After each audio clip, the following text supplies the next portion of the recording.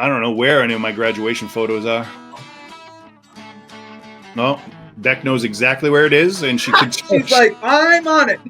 I'm on it. I know where it is. Yes, with my feathered hair, feathered perfectly back, with my suit coat with tie for my graduation photo, with my hair in a mullet. I was gonna say, I think Becca told me she had that photo or something. Maybe I've seen it. She probably does. She keeps it under her pillow. She loves me.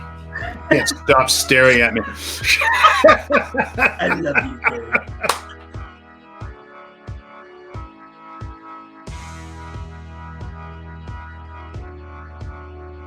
Hey, kinfolk. Welcome back to Keeping It Neat with Derek and Nick. I am Derek, Executive Bourbon Steward.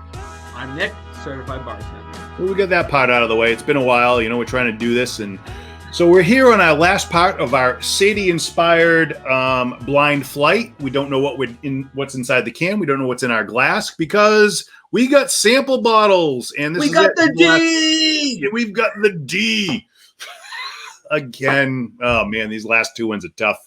But anyway, so the D is finishing it out for this one that Sadie selected again, you know. So, but this one we're going to get into right now and go along with it. You know what we do here? It's a blind flight. Don't know what's in the glass. Don't know what's in the can. We'll reveal it, show you what it is. So, are you ready to whiskey, sir? Ready and able. Let's go. Yeah, man, it's a good nose, dude. If you see me smile, you just know it's a good one. If you didn't notice, I changed bars too. That other place got kind of rowdy, so I changed it up. I went to a different bar. Bar hopping on a Monday afternoon. Yeah, you know what?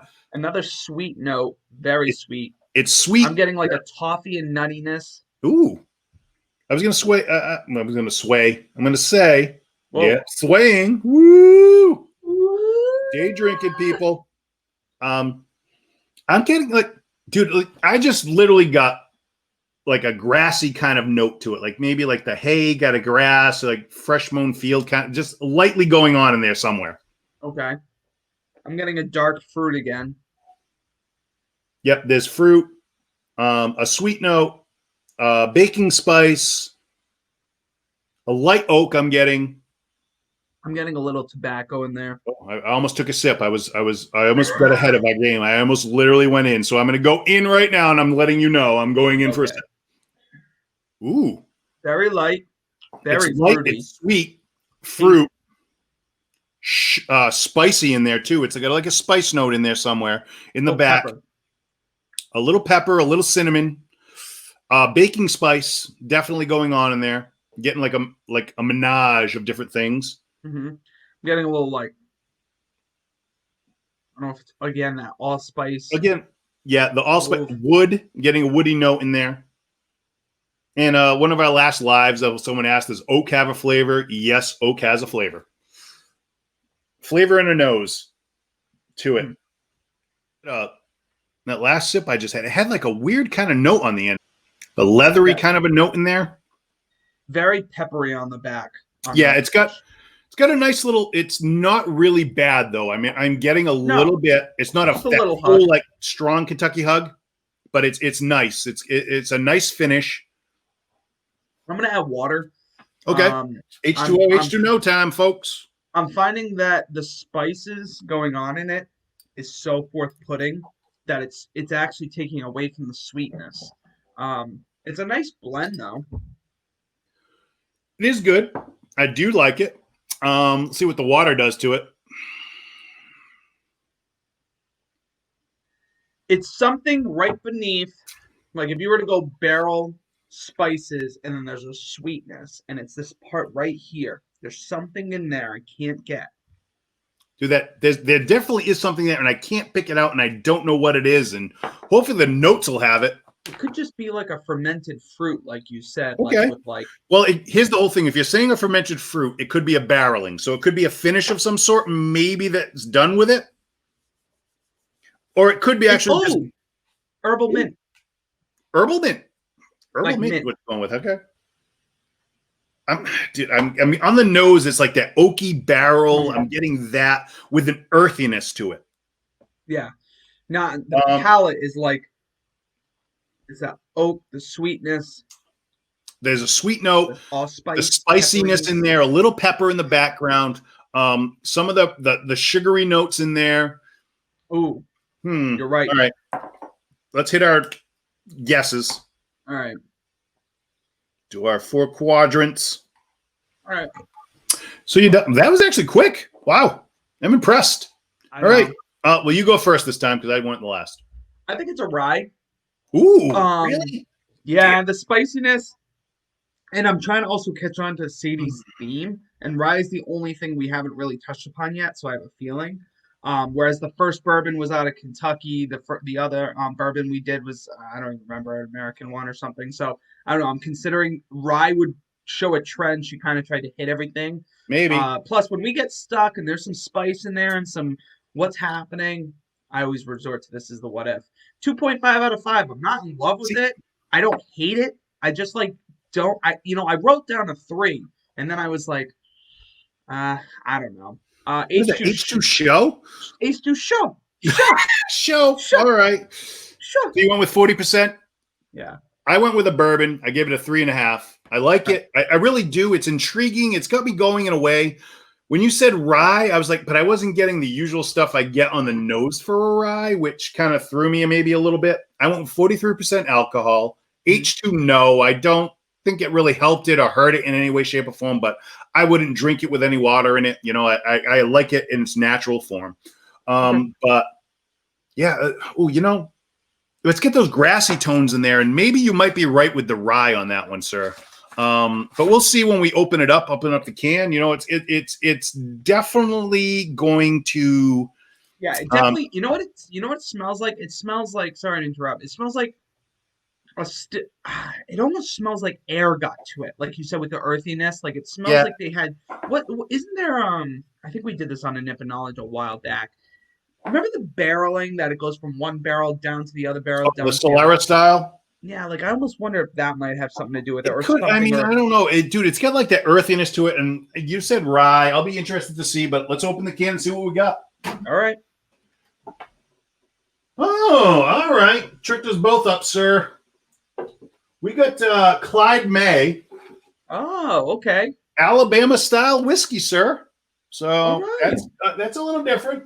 Now we've done a Clyde May before. I can't remember which one we did. Yeah, I can't remember. We did have a Clyde May on the show previously. Yeah. So this is the Clyde May. Let me come back into Big Cam. But the Clyde May Alabama style, for whatever reason. I don't know why.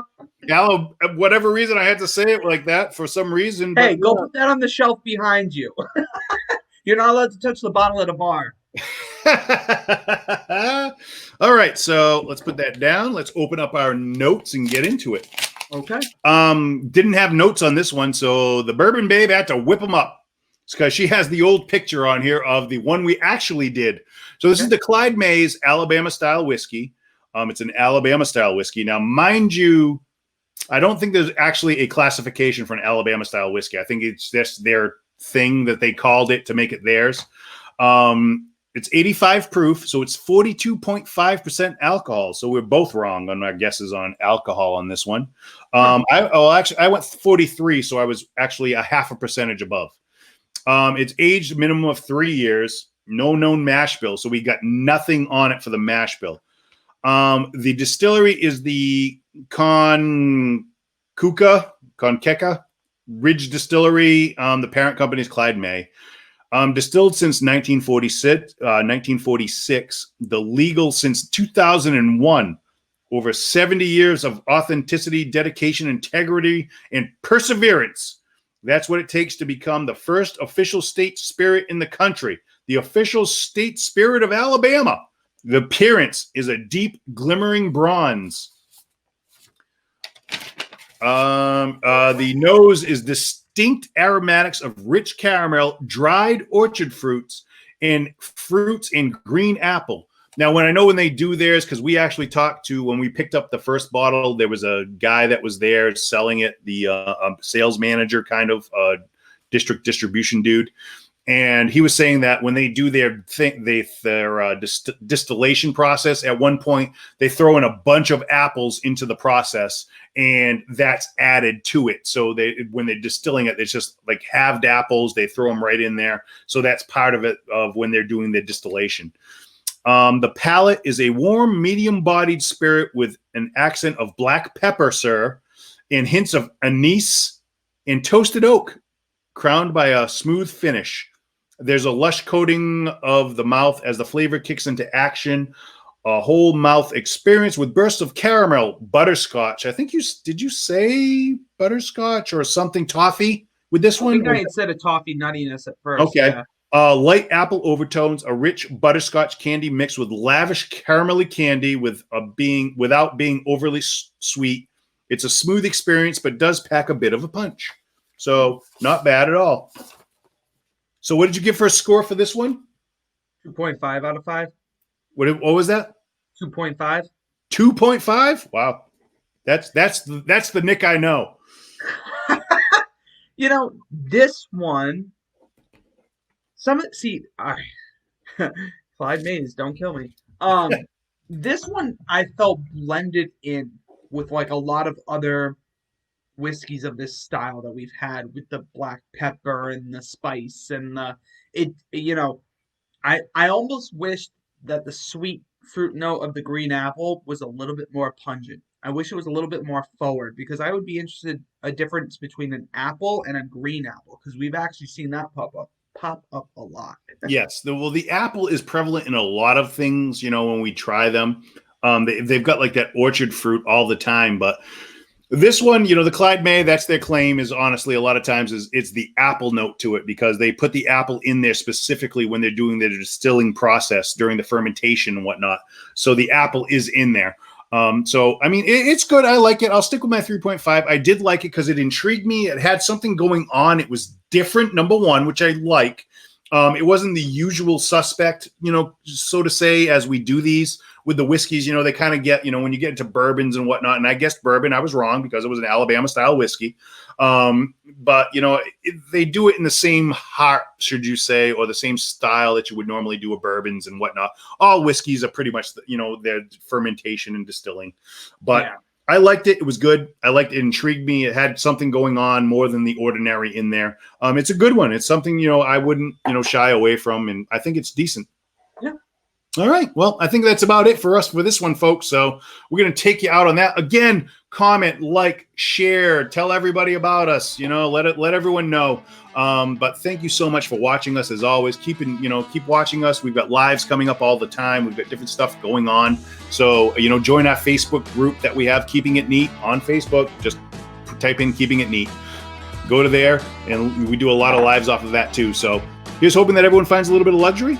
An otherwise ordinary life. Thanks, everyone. If you are ready and able to whiskey, be sure to drop a comment below. Hit those like and subscribe buttons and press notifications. Also follow Keeping It Neat on Instagram. Thanks for watching, kinfolk.